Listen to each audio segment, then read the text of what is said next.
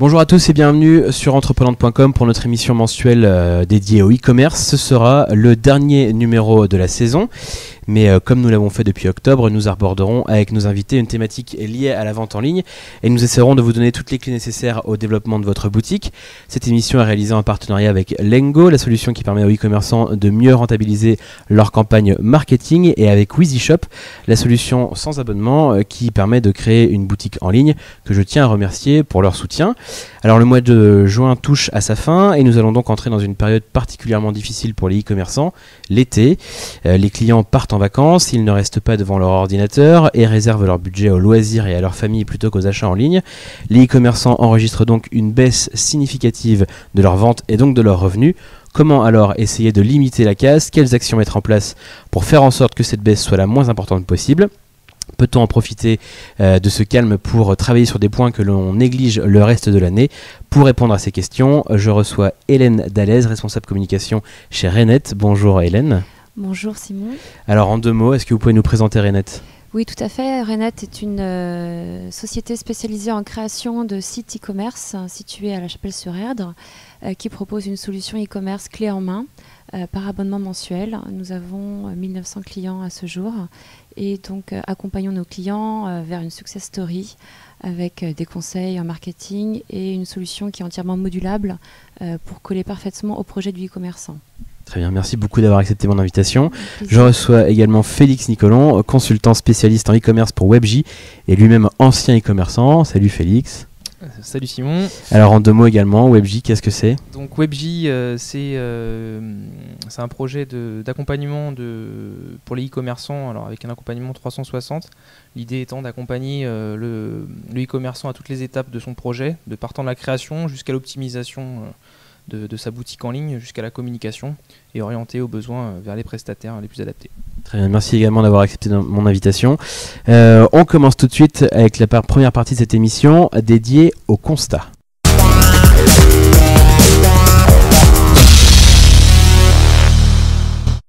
Alors dans cette première partie, nous allons parler du constat. Est-ce qu'on peut essayer de donner un premier chiffre? Est-ce qu'on peut chiffrer cette baisse en moyenne? Est-ce qu'on sait de combien est-ce que l'activité d'un e-commerçant chute durant l'été? Au niveau de Rennet, on a fait donc une étude sur nos e-commerçants et on constate qu'il y a une baisse du nombre de commandes sur tout secteur confondu de 18% sur juillet-août et une baisse du chiffre d'affaires jusqu'à 25% également sur ces 2 mois. Donc ça veut dire qu'on peut perdre jusqu'à un quart de son chiffre d'affaires durant ces 2 mois? Oui, tout à fait. D'accord. Il y a notamment un pic au niveau du baisse de trafic de 25% sur le mois d'août. Oui, ça veut dire qu'en juillet, c'est un peu moins dur pour les e-commerçants qu'en août. C'est quoi? C'est dû aux soldes en fait? Est-ce que les soldes réduisent un peu la casse dans cette période? Les soldes réduisent la casse parce que les internautes attendent vraiment les soldes avec impatience, notamment sur le domaine du textile, qui permet de maintenir un bon volume d'affaires sur juillet. Oui, Félix. Quelques chiffres justement par rapport au mois de juillet. On peut noter par exemple dans effectivement le prêt-à-porter et le textile, on a une augmentation de quasiment 50% du chiffre d'affaires sur le période de mois de juillet avec les soldes. Donc effectivement dans certains secteurs, le mois de juillet c'est quand même une période intéressante. C'est aussi intéressant que les soldes en début d'année, ou est-ce que même en cette période de soldes, on sent que c'est un peu l'été, il y a un peu moins de ventes dans les soldes de juillet que ceux qu'on peut faire en janvier? Alors par rapport aux soldes d'hiver, il y a quand même 20% de moins de chiffre d'affaires réalisé. Surtout depuis 2009 où avec la crise économique, les internautes délaissent un peu les achats de Noël pour se jeter plus sur les soldes du mois de janvier. Donc effectivement, les soldes de juillet sont quand même plus basses que celles de janvier. Mais elles restent quand même honorables au niveau activité. Ça reste intéressant quand même de se concentrer sur les soldes en juillet, quoi. Si on vend du textile. C'est pas vrai pour les autres secteurs? Beaucoup moins. C'est vraiment le textile qui a une belle activité au niveau des soldes. Sur le mois de juillet, il y a des secteurs particuliers qui fonctionnent plutôt bien, comme la bagagerie, l'électronique, caméra, appareils photo, etc., le jardinage et le bricolage. Mais au niveau solde, c'est vraiment le textile qui sort la tête de l'eau de façon vraiment visible. Donc si on ne vend pas de textile, l'été, même période de solde confondue, c'est une période qui est vraiment très compliquée, quoi.